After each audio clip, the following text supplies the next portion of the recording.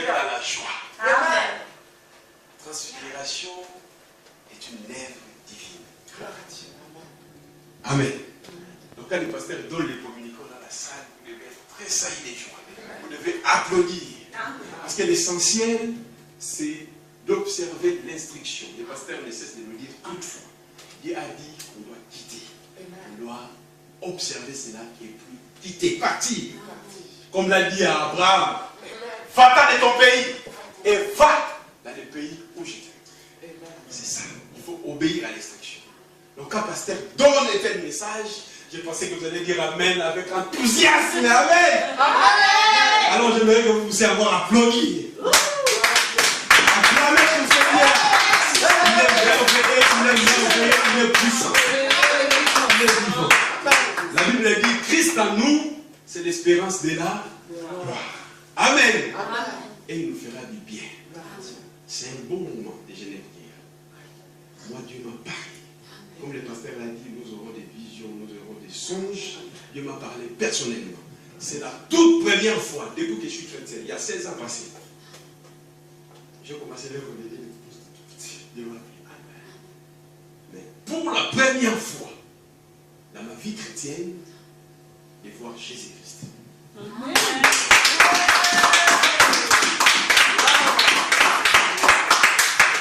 Donc, ça m'a donné une paix, je ne sais pas. Ça m'a donné une assurance personnelle dans ma vie. Je ne sais pas comment vous exprimer cela. Notre musique nous manque. Amen. Amen. C'était les mercredis, la nuit du mercredi passé. Mercredi dernier. La nuit du mercredi à jeudi. C'était vers minuit. J'étais en train de prier. Je priais. J'étais en train de prier. Et puis, quand j'ai fini, je ne sais pas c'était quelle heure. J'ai dit à Dieu merci. J'aimerais que tu me parles, Seigneur. Tu me parles en particulier. À travers les songes, à travers les visions, Seigneur, parlez-moi. J'ai fini de prier. Je me suis endormi. Et puis, j'ai eu un songe. Dans les songes, je me suis retrouvé dans la tombe où Christ a été enterré. Dans la tombe de Christ. Je descendais, il y avait comme des escaliers, je descendais pour aller visiter. Je ne sais pas si c'était une visite ou quoi, mais je me suis retrouvé dans mon songe, dans la tombe de Christ. Et pendant que j'avançais, j'ai fait vraiment. Je suis avancé vraiment. Pendant que j'avançais, j'ai entendu, parce que j'étais seul. Pendant que j'avançais, j'ai entendu comme il y a quelqu'un d'autre qui était dedans et qui marchait. J'ai eu peur. Ça dans mon songe. J'ai eu peur. J'ai dit, en tout cas, il faut que j'aille. La poudre d'escapette, comme on dit. Je vais fuir. En voulant fuir, je me suis senti comme un aimant. Vous savez comment l'aimant tient le métal. Donc, j'ai été bloqué, immobilisé comme ça. Je ne sais plus faire. Alors, je voulais fuir. Je me suis senti mon corps immobilisé comme un aimant. Donc, je ne pouvais plus bouger ou quoi que ce soit. Et les pieds là avançaient vers moi. Je ne voyais personne.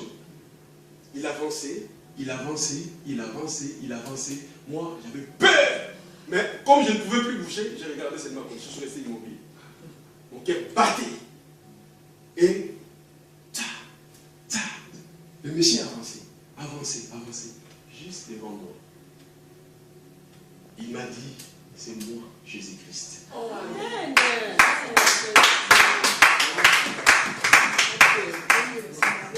Il m'a montré ses mains. Il m'a dit, touche. C'est moi, Jésus-Christ. Touche mes mains. Il m'a montré ses mains, j'ai vu les traces. Comment il a été cloué. C'est ma toute première fois, bien aimé. J'étais béni. J'ai vu ses mains. Il m'a dit, touche-moi. Il m'a même montré. Là où il a été percé. Il m'a dit, touche, regarde. Il est très sympa, Jésus-Christ. Il est très sympa. Très sympa. Souriant, détendu. Il m'a dit, touche. J'ai touché ses mains. En fait, c'était comme ça. C'est parce que si vous faites comme ça. Quand j'ai touché, j'ai vu des traces. Comment il a été cloué. Et puis, il m'a dit, touche-moi maintenant. Il a mis ses mains comme ça. Je l'ai touché comme ça, c'était comme ça. Je l'ai touché. J'ai touché le Seigneur. Et puis, je me suis prosterné directement devant lui. J'ai dit, tu es mon Seigneur et mon Dieu. Comme Thomas avait dit. Non, c'est venu, c'est directement, c'est automatique. Quand j'ai touché, il m'a touché comme ça. Je me suis prosterné devant lui. Je lui ai dit, tu es mon Seigneur et mon Dieu. Et il m'a dit directement, va dire aux autres. Il a élevé le ton. Va dire aux autres que je suis vivant. Amen. Est-ce que nous pouvons acclamer pour Jésus? Va dire aux autres que je suis vivant. Amen. C'est le message que Jésus-Christ personnellement m'a donné. Il voulait dire, je suis vivant. J'ai appelé Moïse. Je lui ai dit, Jésus-Christ est vivant. Amen. J'ai appelé Emma. Je lui ai dit, Jésus-Christ est Alléluia. vivant. J'ai commencé. Tout le monde que j'ai rencontré pendant cette journée, je disais, Jésus-Christ est vivant. Je suis devenu comme un fou le matin, j'ai pleuré. Et quand il m'a dit, va dire aux autres que je suis vivant, je me suis directement réveillé. Et le son, j'étais coupé. C'est pour cela. Je viens te fortifier. Bien que nous serons, il est vivant. Ce n'est pas un Dieu des morts. Il est vivant. Alléluia. Donc nous ne devons pas avoir peur. Et local, 400, 5000 euros. Il m'a dit, ça résume tout. C'est là quand les pasteurs parlent, je vous vois calme, non. 400 euros, c'est quoi? Il m'a dit, allez dire, va dire aux autres. C'est sûr, c'est propre mot. Je ne vais pas oublier ça. Va dire aux autres que je suis vivant. Ça résume tout. Amen. Ça résume tout. Tout est dedans. Amen. Je ne sais pas si tu l'as compris comme moi. Tout est dedans. Amen. Va dire aux autres que je suis vivant. Donc, n'aie aucune peur. N'aie aucune crainte. Il m'a délégué pour transmettre ces messages. Et je vous dis qu'il est vivant. Amen. Et il agira. Alléluia. Au-delà de ce que nous passons et au-delà de ce que nous demandons. Tu dois être dans la joie. Amen. Tu dois être dans la joie. Amen. Il est notre Seigneur. Alléluia. Il fera. Amen. Voilà ce que je vis.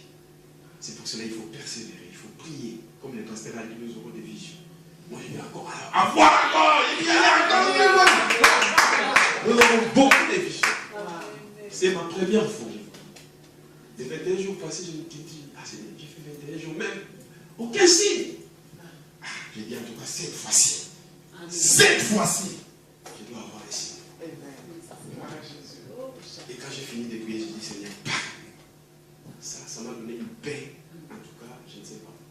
Je suis détendu. Ça m'a donné une paix, ça m'a rassuré. C'est pour ma première fois. J'ai déjà entendu la voix, mais je n'ai jamais vu ce que je vis avant-hier. C'était ma première fois depuis que je suis chrétien, il y a 15 ans, 16 ans passés. Donc tu dois être dans la joie. Christ en nous, c'est l'espérance de la joie. C'est pour cela aujourd'hui, par la grâce de Dieu, nous allons partager un thème. Amen. Amen. Nous allons partager un thème. Je n'entends pas les sons là. Il faut un tout petit peu. Comme dit le pasteur. Ça nous guide en fait. Il faut bien mettre le tempo. Amen. Amen. Ouais, c'est bon. Amen. Hein? Donc nous allons parler. C'est la confiance en Dieu. J'ai compris une chose bien aimée. Que toutes les révélations que Dieu nous donne ici, c'est pour que nous puissions avoir confiance en lui.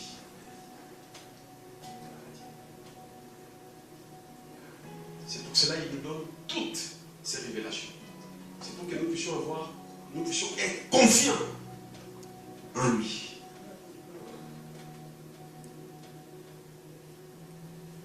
Que notre foi ne puisse pas chancer. C'est pour cela qu'il nous donne toutes ces révélations. Car la Bible dit, sans la foi, il était possible d'être agréable à Dieu. Amen. C'est pour cela aujourd'hui nous allons parler, cher interne, la confiance à Dieu contre l'ennemi qui est en vous. La confiance à Dieu contre l'ennemi qui est en vous. C'est vrai, dans la conquête de notre héritage, nous n'avons pas que des ennemis extérieurs, mais nous avons aussi des ennemis invisibles, que nos yeux ne voient pas. C'est pour cela Paul, écrivant aux Éphésiens, il leur dit, nous n'avons pas à lutter contre les sang et la chair, mais contre les dominations, les principautés, les autorités. Tous ces esprits ne sont pas forcément avec nous sur la terre ici, mais ils sont dans les lieux célestes. Ils sont dans les lieux célestes. Nos yeux ne peuvent pas les voir. Voilà ce qui complique un petit peu la donne, pour encore la donner dans la bataille.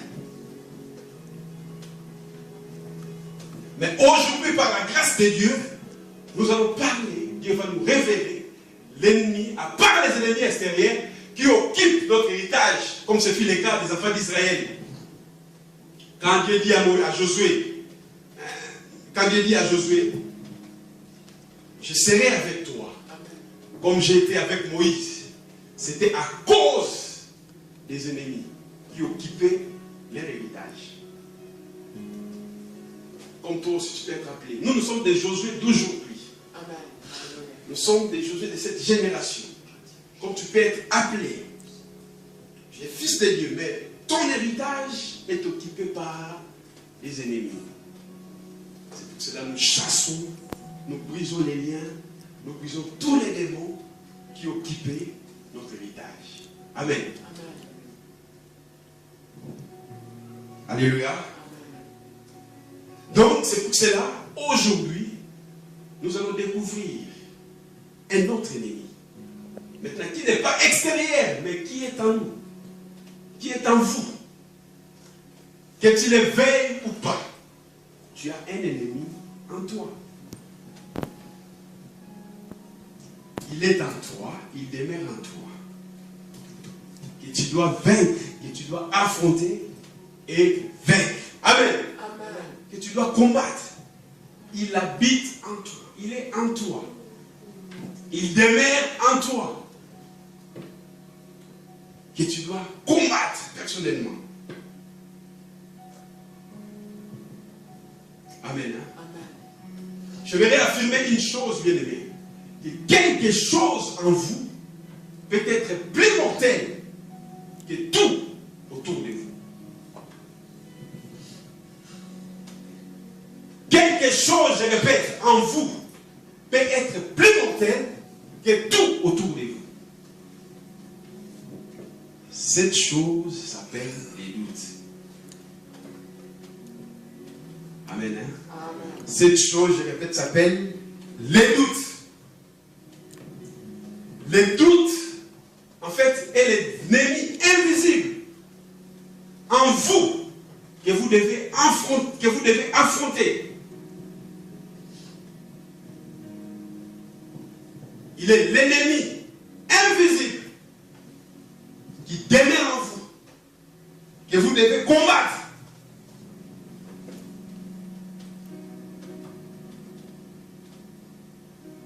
Que vous devez infliger la défaite pour arriver à jouir de tous les miracles que Dieu vous a promis.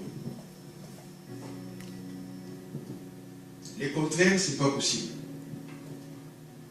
Vous devez combattre cet ennemi pour arriver à jouir de tous les miracles que Dieu vous a promis. Peu importe l'ennemi qui est autour de vous. Peu importe l'adversaire qui est autour de vous. Il peut être un grand marabout. Il peut être un grand sorcier. Répétez. Il peut être un grand homme du pouvoir. Il peut être un grand, je ne sais pas, magicien. Il n'est pas plus dangereux que l'ennemi qui est en vous. il est moins dangereux, j'allais dire, que l'ennemi qui est en vous. Que j'ai appelé les doutes. Amen.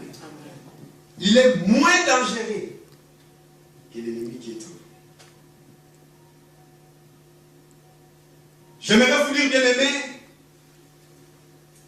que la voie la plus dangereuse dans votre vie, que les propos les plus dangereux dans votre vie, c'est de douter de la promesse de Dieu. C'est de douter de la volonté de Dieu. C'est de douter à la parole de Dieu. Vous attendez bien des propos.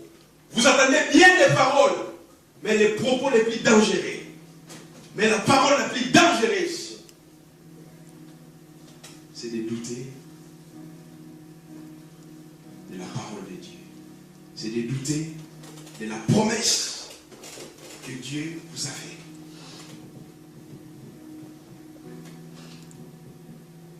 Voilà pourquoi vous devez infliger, amen, la défaite au doute. Amen. Hein?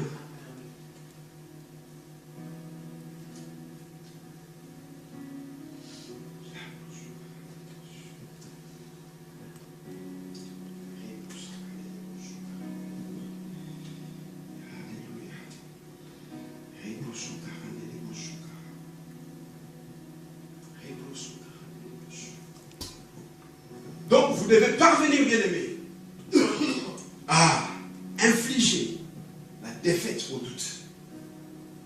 Vous devez affronter les doutes qui vous empêchent ou qui vous empêchera à voir l'accomplissement des promesses de Dieu dans votre vie. La Bible dit, celui qui a fait la promesse est juste. Il tiendra sa promesse.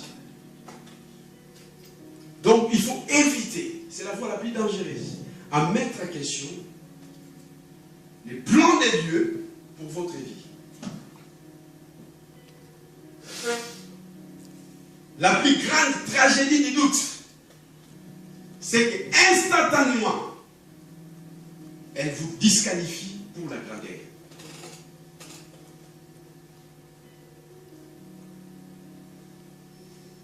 C'est ça, sa plus grande tragédie. Instantanément, c'est la plus grande tragédie que les doutes apportent dans la vie de quelqu'un. C'est qu'instantanément, elle vous disqualifie pour la grandeur. Dieu a envoyé une prophétie dans ta vie. Parce qu'au commencement était la parole. Tout commence avec la parole. Et les gens qui sont autour de toi l'attendent. Et il te dit des propos contradictoires. Tu crois. Tu ouvres la porte au doute.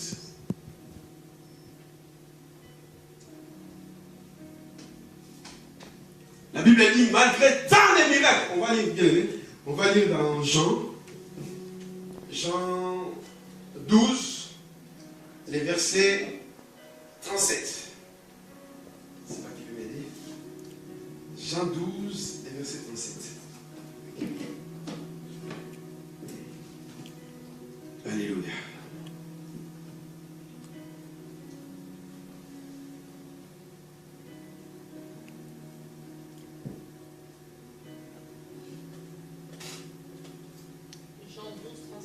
Oui.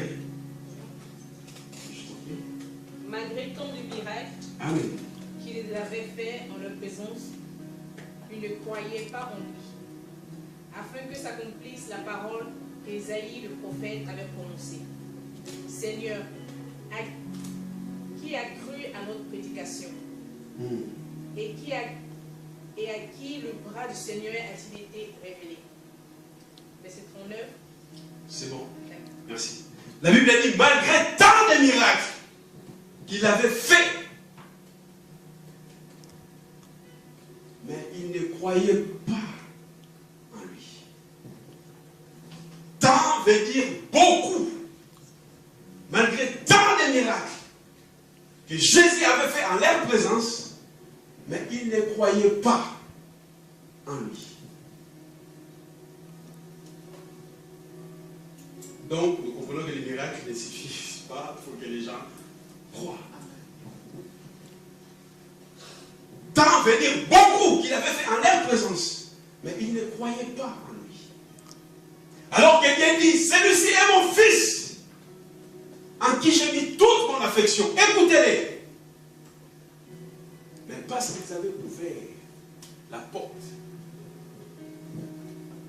à d'autres propos contradictoires à la parole de Dieu, ils ne croyaient pas en lui. Lui qui? La parole de Dieu. La Bible dit au commencement était la parole. Et la parole était avec Dieu. Et tout ce qui a été fait, rien de ce qui a été fait n'a été fait sans elle.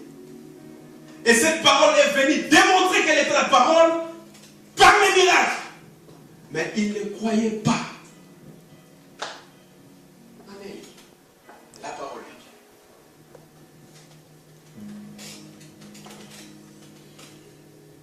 Pourquoi? Dieu va nous aider, on va comprendre. Pourquoi ils ne croyaient pas à la parole de Dieu, qui est Jésus-Christ. Je me rappelle, une fois Jésus-Christ disait aux Juifs, si vous ne croyez pas en moi, croyez ne serait-ce qu'aux miracles, aux œuvres que j'ai fait. Donc les œuvres devaient au moins parler, ou pousser les gens à croire. Mais ils ne croyaient pas. Malgré tant de miracles qu'il avait fait en leur présence. Qu'il pouvait faire. Ne serait-ce qu'à cause de cela, qu'ils puissent croire en lui. Mais ils ne croyaient pas. Amen. Alléluia. C'est pour cela qu'il va nous aider. Avec des révélations, nous allons comprendre. Et mettre en déroute, combattre cet ennemi qui est le plus dangereux en nous. On a défini, qu'on a appelé les doutes. Nous allons comprendre ses caractéristiques. Comment il entre en nous. Comment il travaille.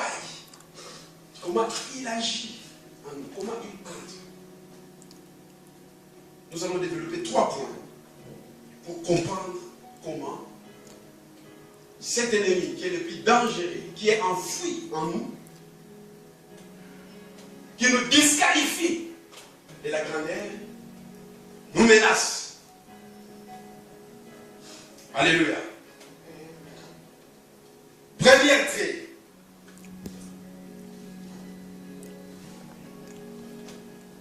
Première fait, nous disons, les doutes entrent par l'écoute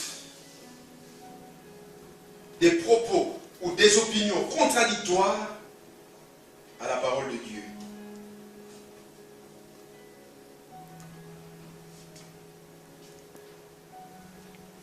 Je répète, les doutes entrent par l'écoute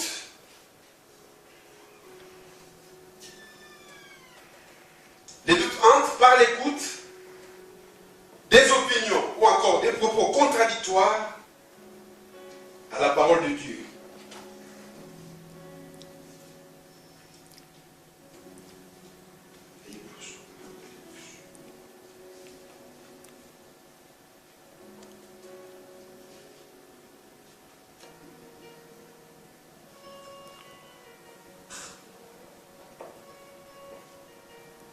Amen.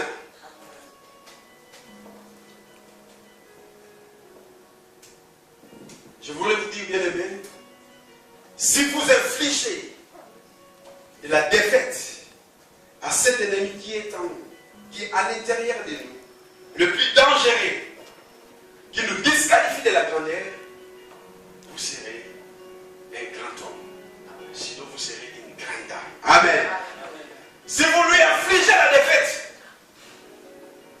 vous serez alors un grand homme ou une grande dame. Amen. Et pour ce faire, nous devons revêtir de l'armure de Dieu.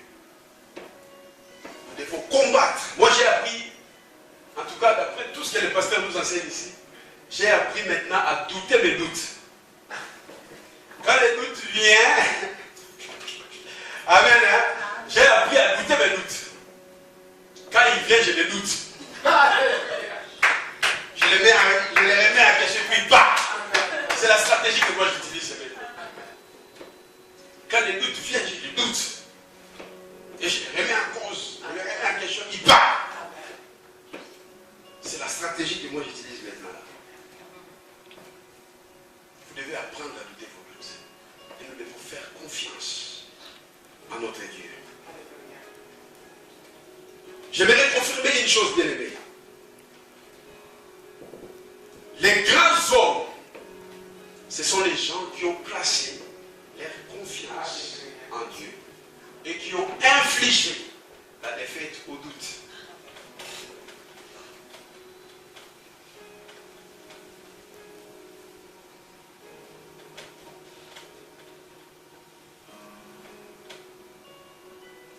Alléluia.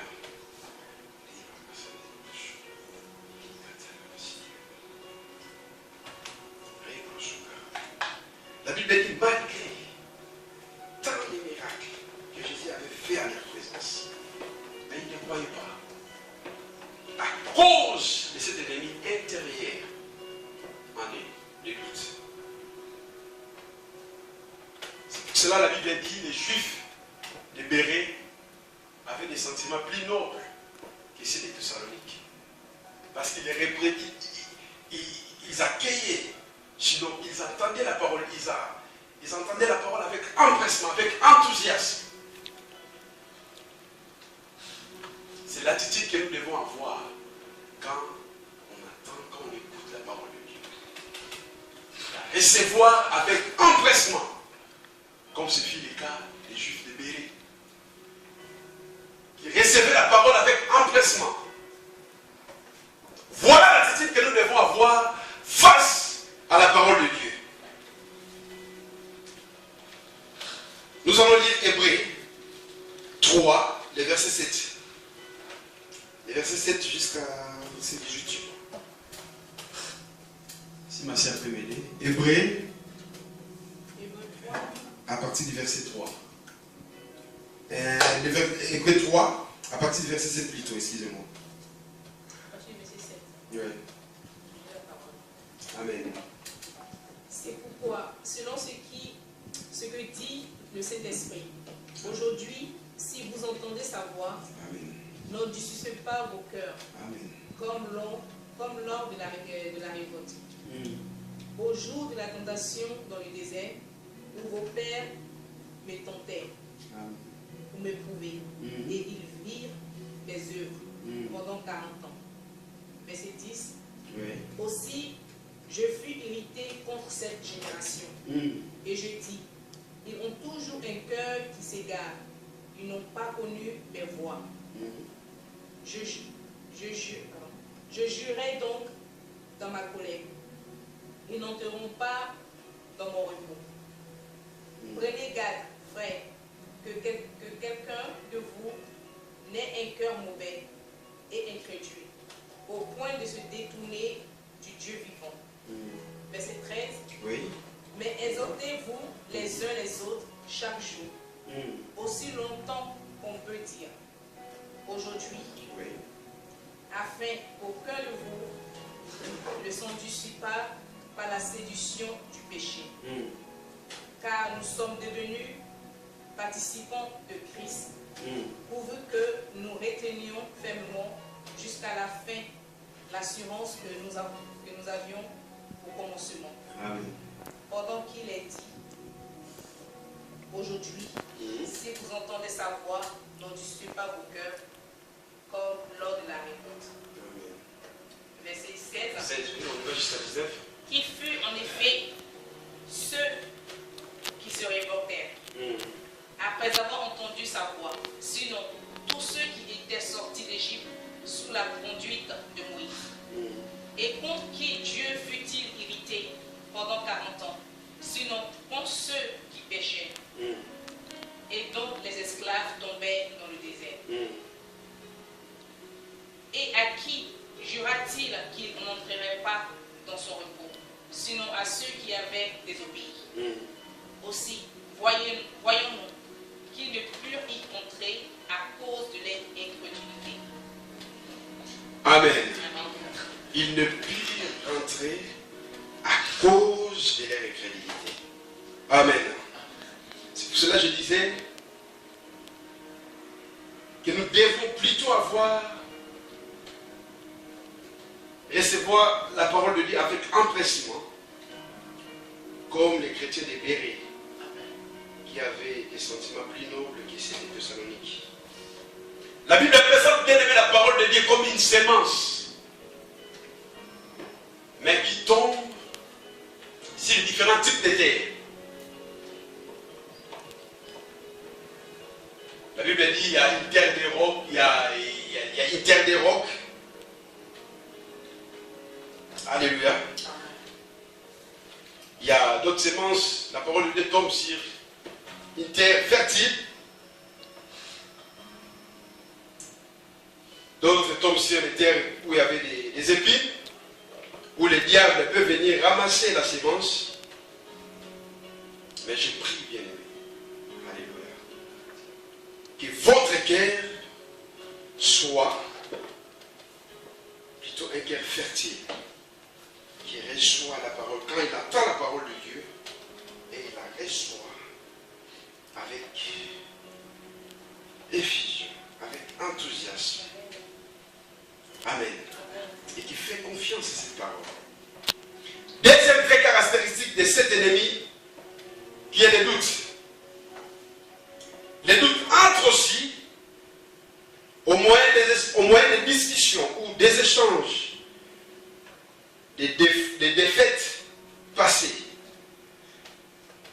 La discussion ou la causerie sur les mémoires des défaites passées. C'est aussi une porte d'entrée des doutes. Quand vous discutez de vos échecs, vous remémorez vos échecs du passé, vous ouvrez une porte au doute dans votre cœur.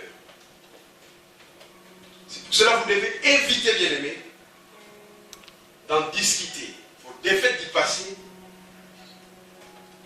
d'en débattre, d'en parler avec les autres. Car c'est une porte d'entrée des doutes. C'est pour cela que lorsqu'il y a une guerre,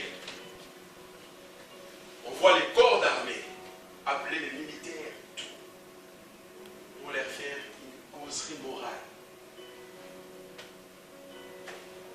pour leur faire les lavages du cerveau. Ce n'est pas pour commencer à les remémorer leurs défaites du passé, non. Mais pour armer leurs pensées. Et leur dire que vous êtes capable de battre cet ennemi qui est autour de vous, qui est devant vous. Donc vous devez éviter absolument d'en débattre. Car en faisant ainsi, en agissant ainsi, vous ouvrez la porte au doute. Nous allons lire Jérémie pour encore étayer ce que je viens de lire. Jérémie, chapitre 1, versets 6 à 7. Jérémie, chapitre 1, versets 6 à 7.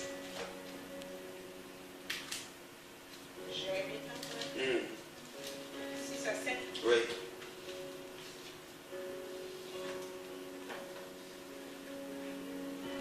Parole de Jérémie, fils de Hilkija, l'un des sacrificateurs d'Anator, dans le pays de Benjamin. Amen. Parole de l'Éternel lui fut adressée au temps de Josia, fils d'Amon, roi de Juda, la 13e année de son règne, et au temps de Joachim, fils de Josia, roi de Juda, jusqu'à la fin de la 11e année de Sédécia. C'est Jérémie 1, 7. 1, 6 à 7. Oui, Jérémie. 6 à 7.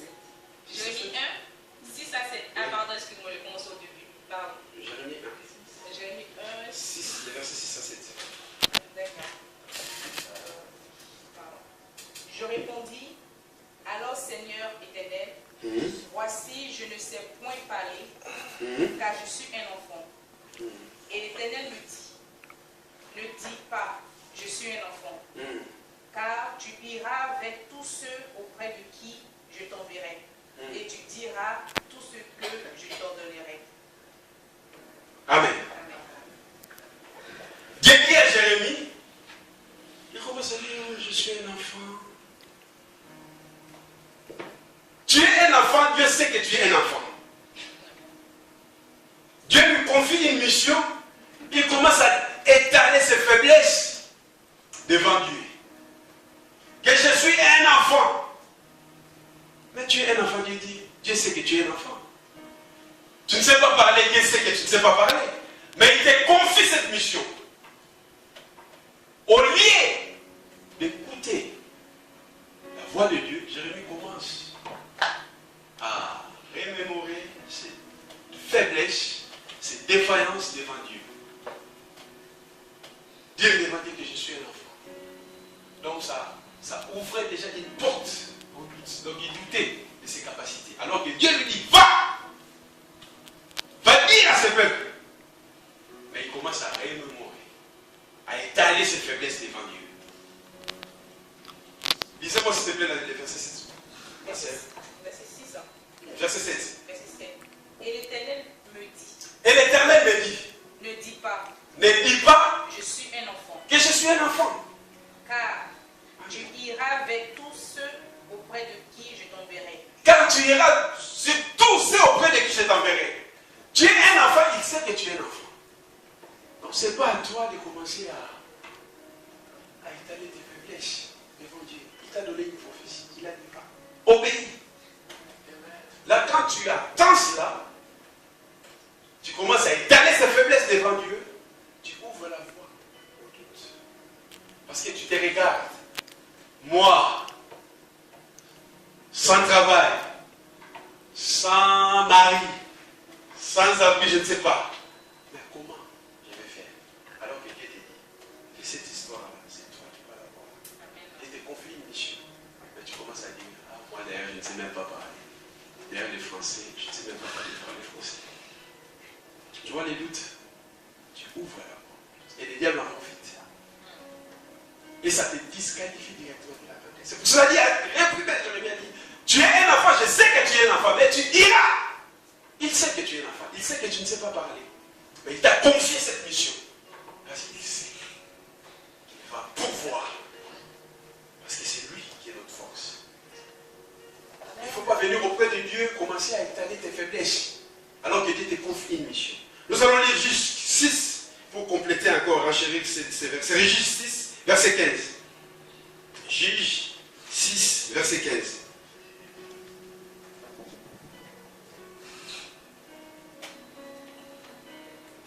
Donc, bien aimés, nous devons éviter, je vous en prie, de ressasser vos échecs du passé, car vous ouvrez la porte au doute.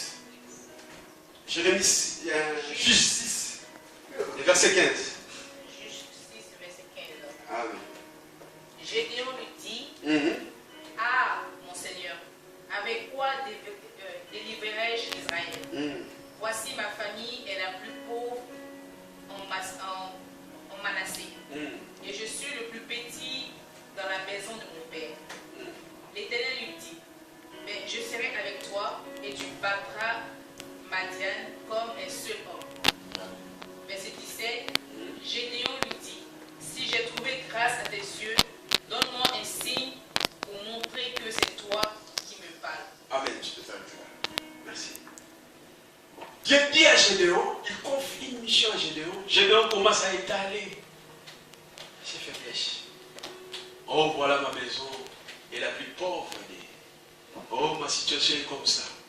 C'est l'attitude que nous avons aussi. Dieu nous donne une prophétie. Dieu nous parle à travers sa parole. Mais tu te regardes, tu dis, est-ce que moi, tel que je suis même avec ma situation. Donc je voulais dire à Dieu que je suis rien. Je suis rien du tout. D'ailleurs, notre famille là, c'est la plus pauvre.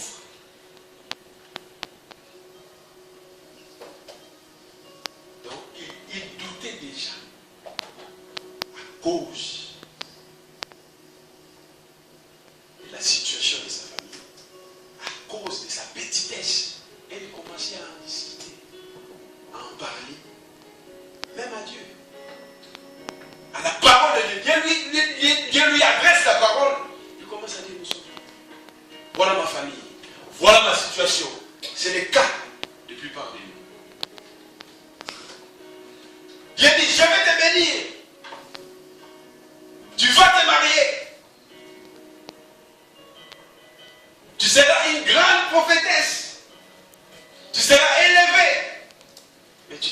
tu dis, ah, moi, demander à l'asile.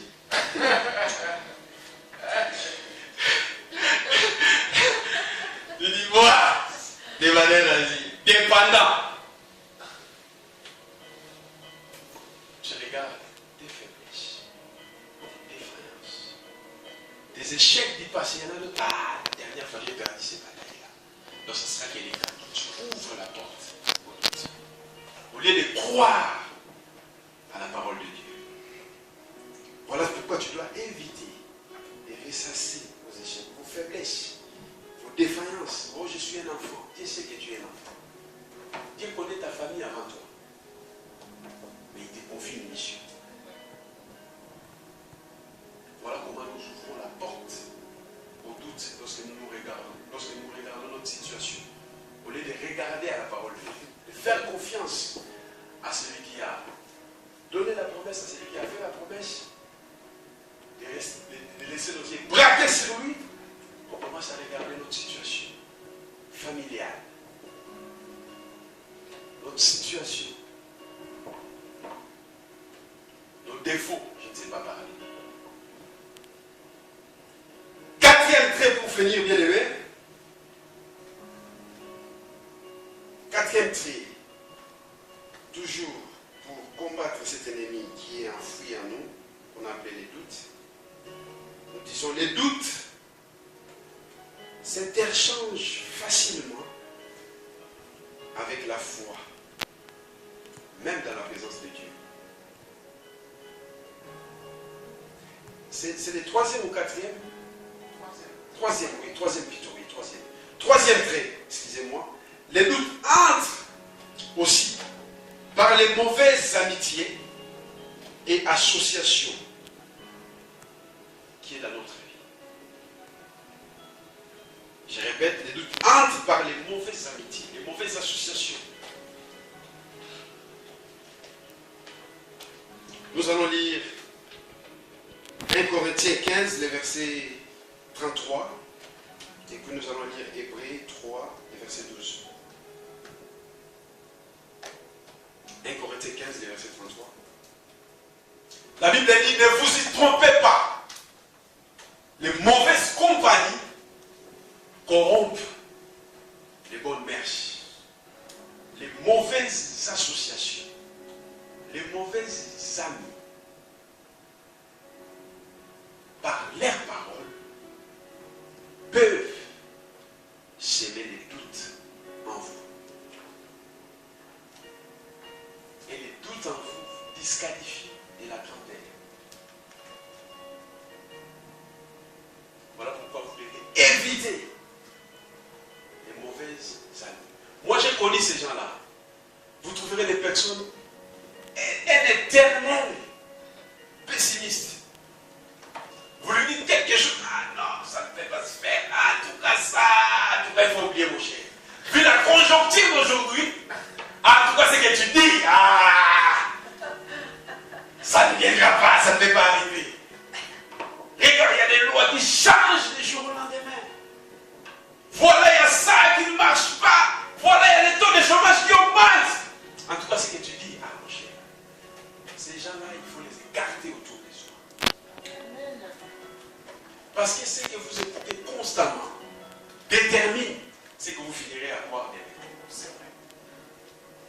La Bible dit, la foi vient de ce qu'on a. Donc il faut dire aussi, les doutes viennent de ce qu'on a. Ce que vous écoutez constamment, chaque jour aujourd'hui, détermine ce que vous finirez à voir demain.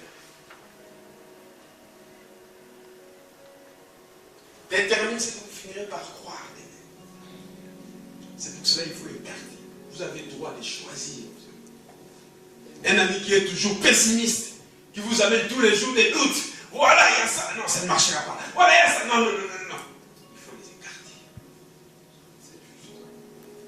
C'est pour cela que la Bible dit, ne vous y trompez donc pas. Les mauvaises compagnies, les mauvaises associations corrompent les bonnes personnes.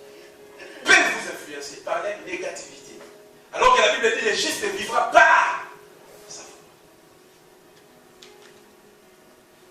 En écoutant, être en tout moment avec ces gens-là, il reste influencé et en toi te disqualifie directement de la grandeur. Amen. C'est pour cela que tu dois éviter cela. Nous allons lire Hébreux 3, les versets 12.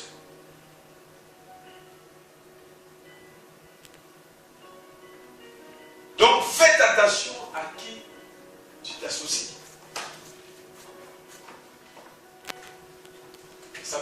Je me rappelle, il y a un roi dans la Bible, j'ai oublié son nom. Il y a un prophète qui lui avait dit d'aimer. La vie était devenue chère. Il y avait une crise aiguë que le pays avait connue.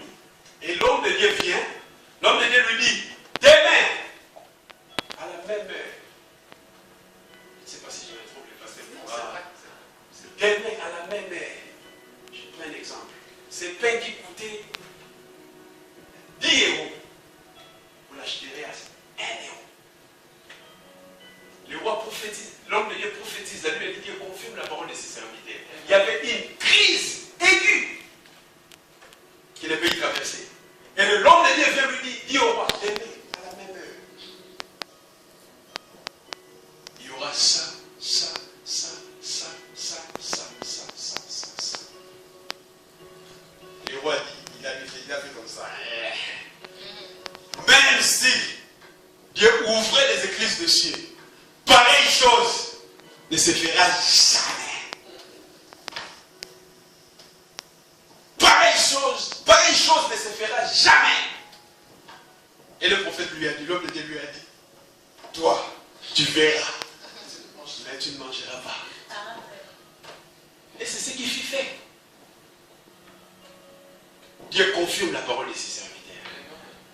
Tu verras, mais tu ne mangeras pas. Et il a vu. Mais il n'avait pas mangé parce qu'il a été tué. Quatrième trait pour finir. Les doutes s'interchangent facilement avec la foi.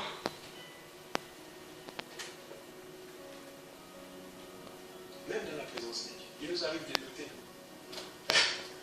Dieu t'a dit, toi-même tu dis, est-ce qu'il est vraiment... Est-ce que ça va s'accomplir, Seigneur? Les choses vont aller mal en pis. C'est pour ça que tu ne dois pas prêter ton oreille à tout le monde. Parce que les doutes s'interchangent facilement avec la foi.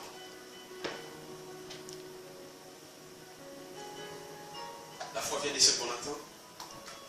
Et ce qu'on attend vient de la parole de Dieu dans la parole de Christ. Et si nous pouvons dire que le doute vient aussi de ce qu'on attend, ça change.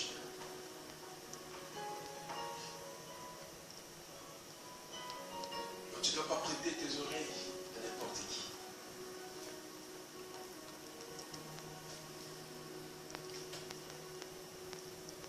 Ne prête pas tes oreilles. Faites attention à tout ce que tu écoutes. Parce que cela peut engendrer et ouvrir la porte aux doutes. Et les doutes vont vous disqualifier de la grandeur. C'est pour cela que tu dois faire attention. Et tu dois te donner. Être confiant en Dieu. Confiant en ses promesses. Et que tes yeux soient toujours braqués sur lui. La Bible dit n'est pas un homme pour mentir, ni un fils de l'homme pour se repentir. Ce qu'il a dit, n'accomplira-t-il pas?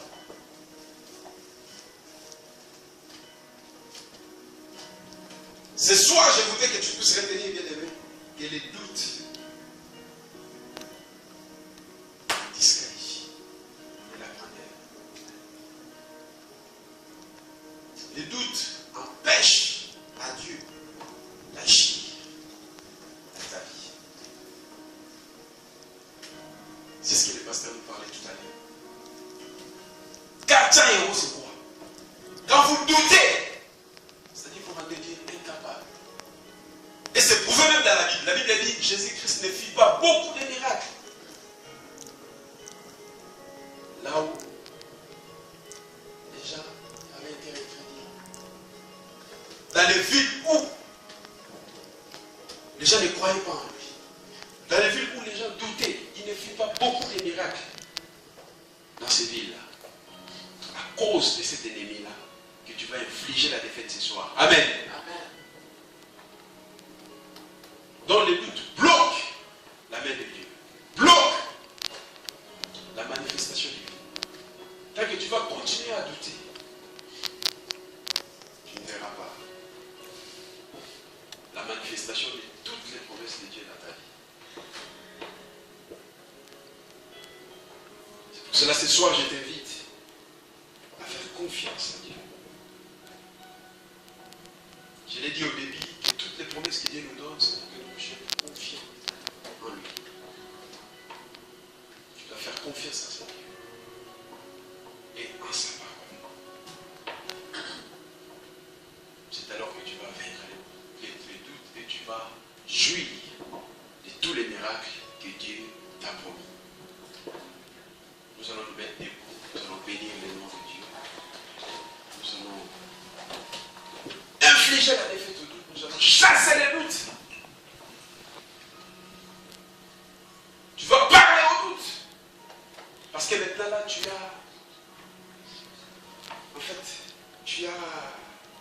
toutes les armes pour combattre les doutes. Tu sais comment il entre. Tu vas parler maintenant, tu vas élever ta voix.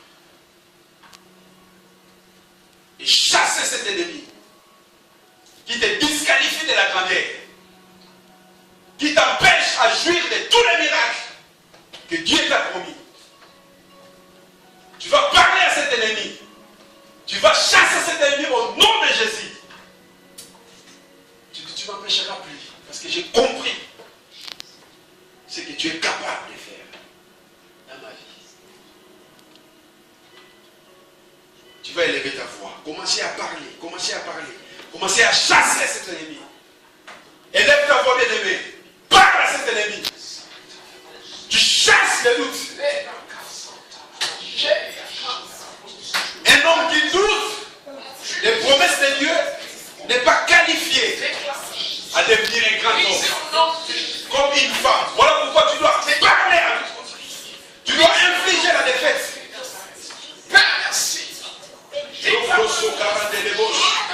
Père, aujourd'hui nous chassons cet ennemi qui nous disqualifie de la grandeur. Nous brisons les œuvres du diable qui passent par les doutes pour nous bloquer à vivre à la main de Dieu dans notre vie. Nous brisons cela au nom puissant de Jésus-Christ. Nous brisons cela au nom puissant de Jésus-Christ. Je déclare ton peuple libre au nom de Jésus-Christ. Au nom de Jésus-Christ. Au nom de Jésus-Christ. Nous te chassons au nom puissant de Jésus-Christ. Nous te taillons au nom puissant de Jésus-Christ. Tu n'as plus d'autorité sur nous. Nous avons compris tes mécanismes.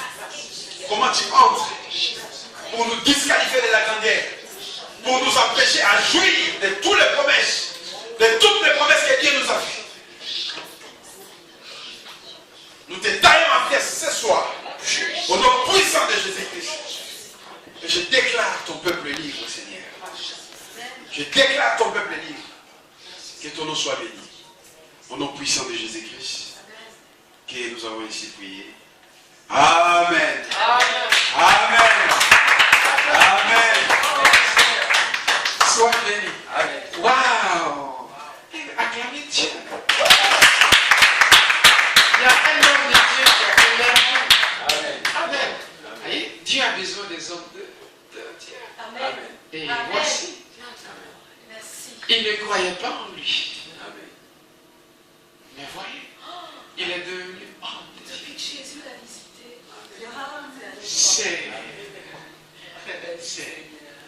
c'est puissant. Alléluia.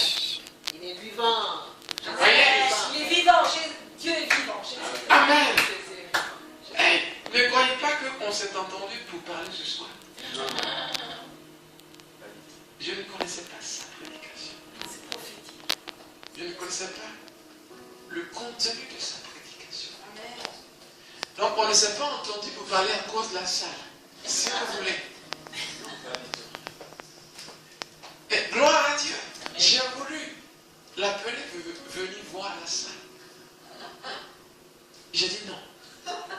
Et ça c'est Dieu.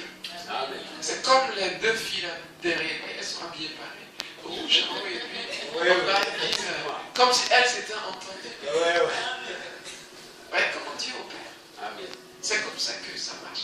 Donc, je ne savais rien du tout. Donc, c'est pas, on s'est entendu pour vous motiver ce soir. Moi, j'ai fait ce que Dieu a mis dans mon cœur. Prophétiquement, je vous ai parlé. Lui, il a préparé sa chose à côté.